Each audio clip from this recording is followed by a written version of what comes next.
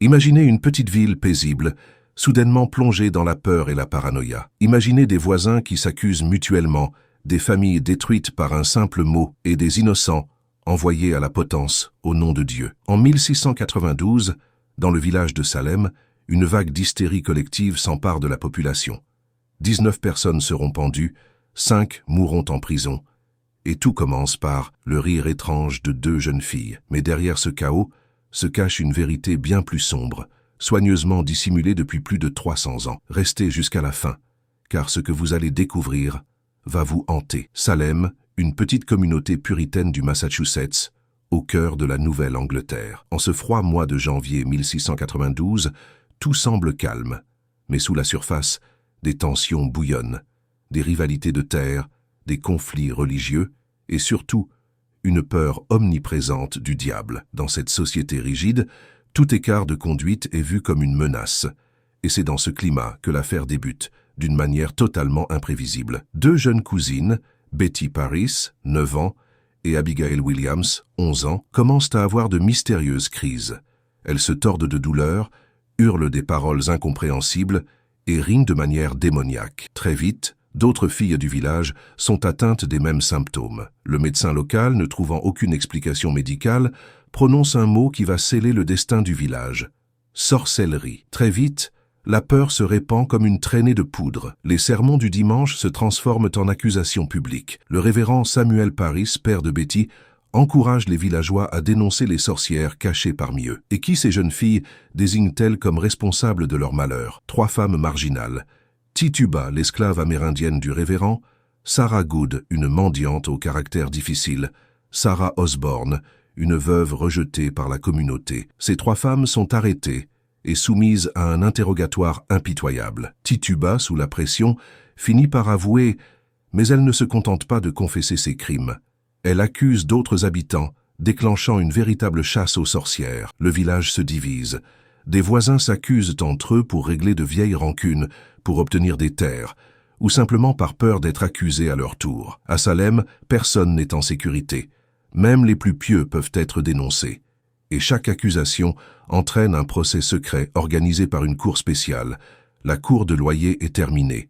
Le 2 juin 1692, le premier procès s'ouvre. L'accusée, Bridget Bishop, connue pour son franc-parler et sa manière de défier les normes puritaines. Elle se défend ardemment, mais les témoignages sont accablants. Les preuves utilisées sont ahurissantes. Des rêves, des visions, des paroles rapportées par des enfants. Mais dans ce climat de terreur, cela suffit à condamner une personne à mort. Le 10 juin, Bridget est pendue sur la colline de Gallows Hill. Elle sera la première d'une longue série. Au fil des semaines, les exécutions se multiplient. 19 personnes seront pendues, dont plusieurs femmes respectées et même un ancien pasteur, George Burroughs. Il monte sur l'échafaud en récitant parfaitement le Notre Père, ce qui choque la foule.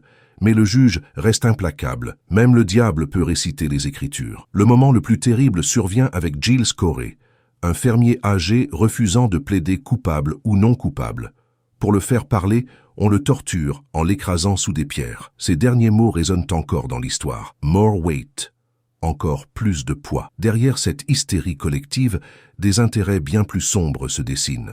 Plusieurs historiens pensent que ces procès n'étaient pas seulement motivés par la peur du diable. À Salem, les terres des condamnés étaient saisies et redistribuées aux familles accusatrices. Certaines familles ont donc eu tout intérêt à voir leurs voisins condamnés. D'autres thèses évoquent un conflit politique et religieux.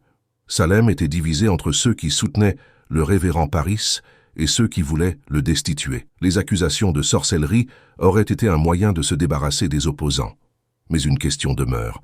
Pourquoi les autorités coloniales ont-elles laissé ces procès se dérouler dans le secret, loin des regards extérieurs? La réponse se trouve peut-être dans les lettres échangées entre les juges et le gouverneur de la colonie. Des documents qui suggèrent que certains dirigeants voyaient dans cette peur un moyen de renforcer leur pouvoir. L'hystérie atteint son apogée quand la femme du gouverneur elle-même est accusée de sorcellerie. Face à ce scandale, le gouverneur intervient brutalement et dissout la cour spéciale. Les procès s'arrêtent net, mais pour les 24 victimes déjà mortes, il est trop tard. Dans les années suivantes, la colonie reconnaît que ces procès furent une terrible erreur judiciaire. Les familles des victimes reçoivent des compensations financières, mais le mal est fait. Salem est marqué à jamais. Aujourd'hui encore, le mot Salem évoque la peur, la folie collective et l'injustice. Des chercheurs modernes ont découvert une hypothèse troublante. Il est possible que les étranges crises des jeunes filles aient été causées non par la sorcellerie, mais par un empoisonnement à l'ergot de seigle, un champignon hallucinogène qui peut provoquer des convulsions et des visions. Si c'est vrai, alors tout ce drame aurait commencé par un simple champignon dans le pain et se serait transformé en l'un des plus grands massacres judiciaires de l'histoire américaine. Les procès de Salem nous rappellent que la peur peut être une arme bien plus puissante que n'importe quelle sorcellerie. Et vous, que pensez-vous qu'il s'est réellement passé à Salem? Était-ce la superstition, la manipulation politique, ou quelque chose d'encore plus sombre?